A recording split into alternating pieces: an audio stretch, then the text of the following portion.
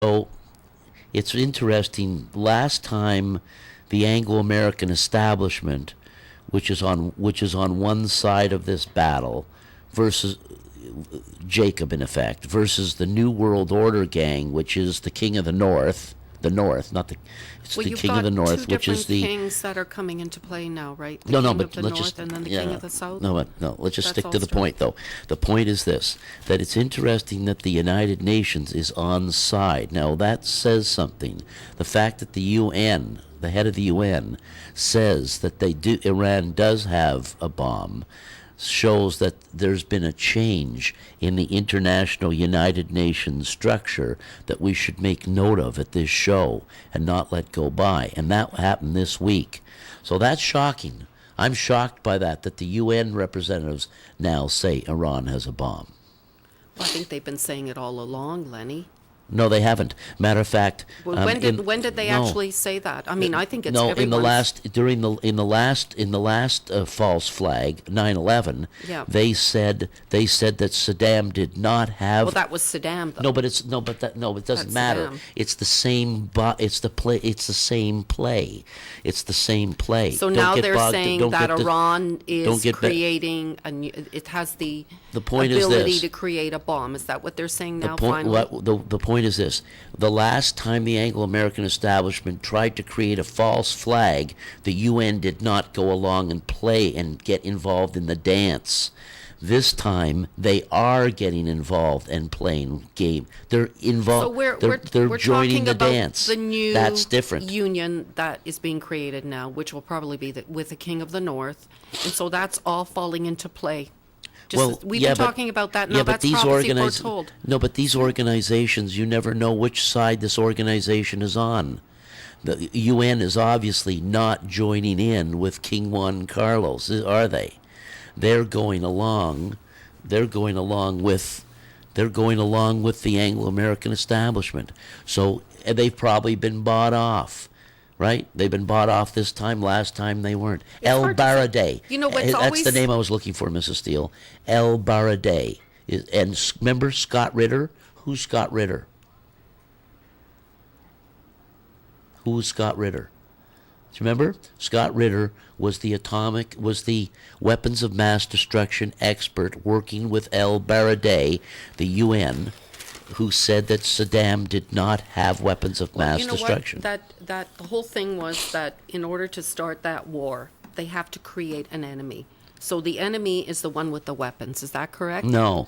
So like, oh, they've got weapons of mass destruction. We can go and invade them now.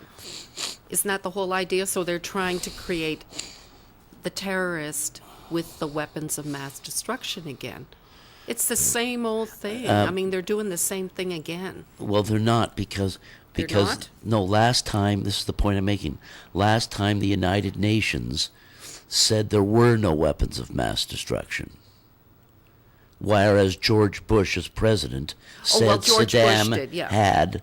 Yeah. Saddam. So this time they're saying that Iran does have them. Yeah. Okay, so something's changed. and Something's we've got a whole changed. different power and dynamic nobody's going on. talking about it in the Isn't media. that interesting? I did Nobody's not know talking that. about it. That's interesting.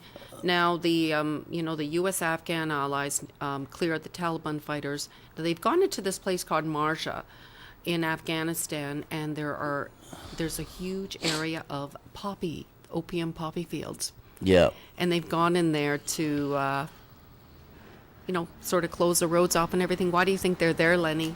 Yeah. More opium. That's no shock. Poppy wars. Okay, so and it's right in your face in the paper. Nothing's hidden. It's right there. And we talked about the Dubai killers. Well, nothing's hidden, Yeah. but nobody connects the dots between these stories.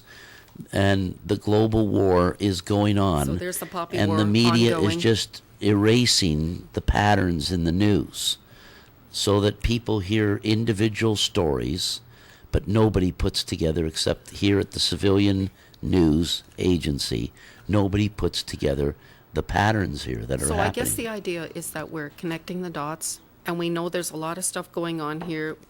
As you said, the sleepers are awakened. You've got the harpiquakes, harpizards.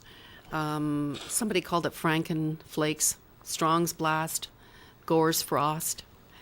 bunch of really good answers we got last week. Yes. And, you know, I mean, it's all being connected. So are we going to talk about the tribe some more, Lenny? Well, I think before we do that, yes, we should just say that one of the most important areas of historical study, as you said earlier, you talked about how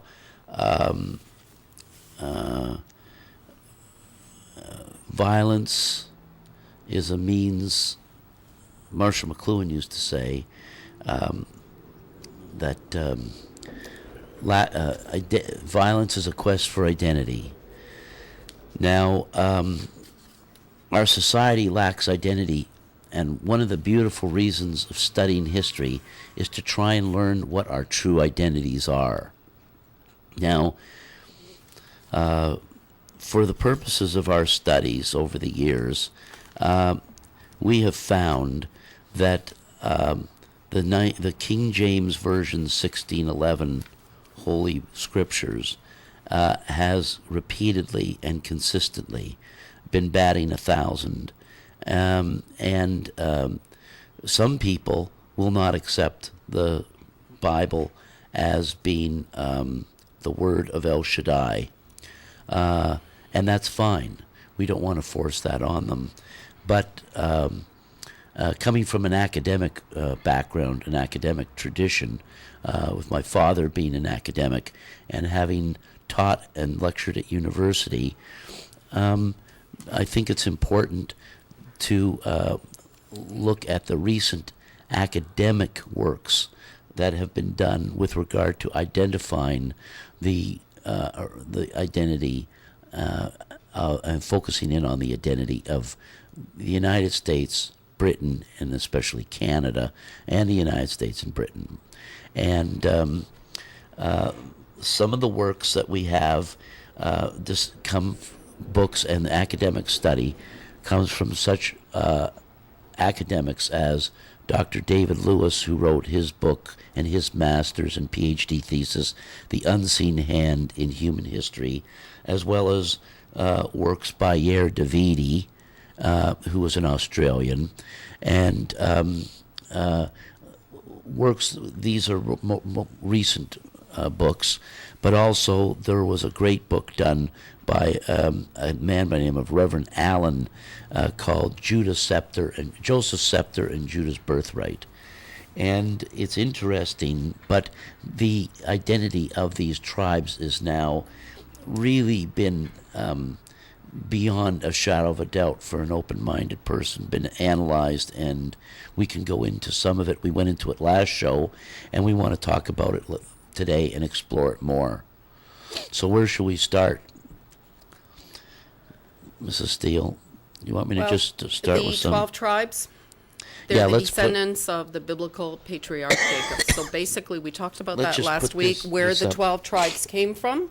And we know that the two children of Joseph are Ephraim and Manasseh.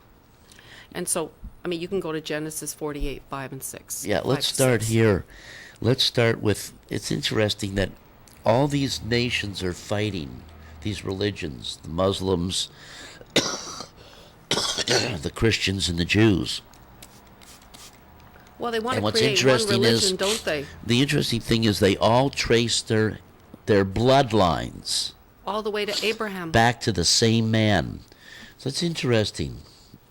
The Muslims, the Arabs, the Jews, and the Christians all may be fighting today, but each one traces its bloodline back to that same man, Abraham. If you go to Mecca, the tomb there is Abraham's tomb, isn't it? In Mecca. Yes. That's where they go. So, I mean, look, it's all there. It's all in your face. Nothing's hidden. And if we put on this slide up, you'll see we have Abraham at the top, and Abraham's first son on the left, Ishmael.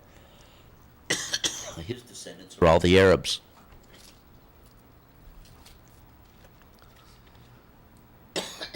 And Jacob, the descendants are Israel. And we talked about that last week. And those are the 12 tribes, the descendants of Jacob.